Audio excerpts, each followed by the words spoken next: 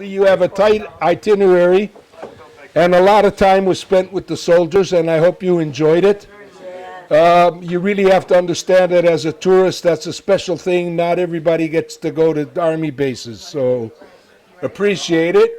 And I'll cut down my little speech and make sure you guys are on time wherever you have to go. Now, yeah, I know you're just talking. My name is Ayea ben Yaakov, guys, and I live here. I was born in Cleveland, Ohio in Yay! Where? Shaker Heights, where all the Jews come from. Well, I live in Beechwood. Right. Let them talk. And I came here to Israel in 1961 at the age of 21. Said goodbye to my family. Today I'm 74 and I've been here ever since. In 1962 I joined the Israeli army. I was in the paratroopers. Got discharged in 65, toured around to a place to start my life.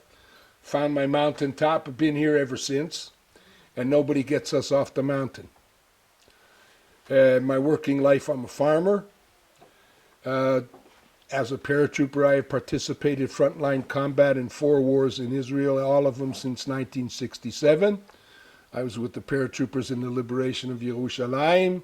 After that was called a war of attrition against Jordan, and then 73, the Yom Kippur War. I was in Egypt, the first wave of assault boats across the Suez Canal into Egypt proper. 1982, I was in here in the Lebanese War.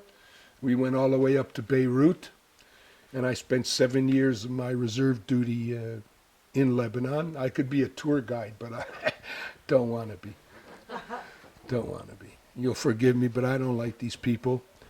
8 years ago, they spent 34 days trying to kill me, and they've never said sorry. So I reserve the right to be thoroughly pissed off with my neighbors.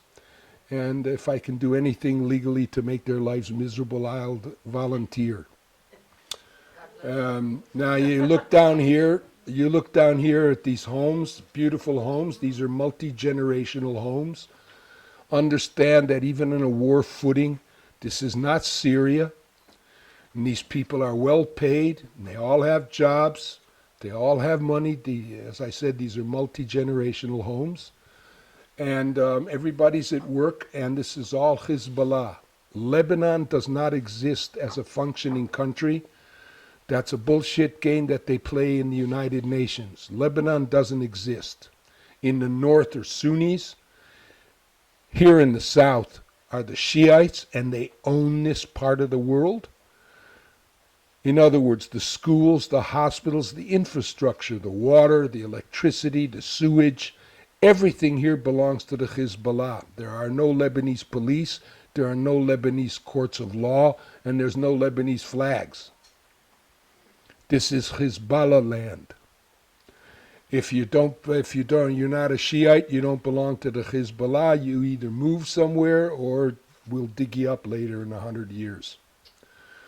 Now understand that. This area used to be 50% Christians. The Christians are gone since the Hezbollah took over. They're only 3% here. The rest of the Christians are in and around Beirut. The south is Shiite, the north is Sunni, the east is Druze.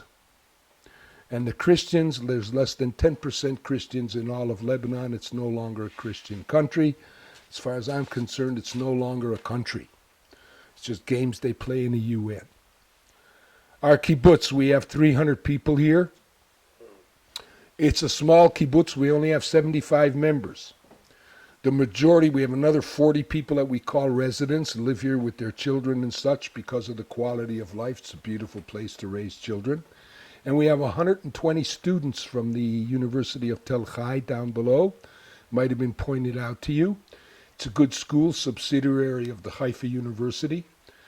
And thousands and thousands of students from all over Israel study there. But there's no dormitories. And that's because our neighbors have the place zeroed in and they shoot. And we don't want to lose our students, so we don't let them live there. And we spread our eggs. And so we have 120 of them here on the kibbutz, and they're all over the area. Now that serves us two purposes. Number one, it beefs up our our population. But you need to understand also we are an agricultural community, and there is always a cash flow problem in agriculture. You put the seed in the ground till you harvest the crop, all you have is bills to pay. I don't care where you are in the world, that's the way agriculture works. So the fact that we have 120 students paying monthly rents is a very nice partial solution to our cash flow problem.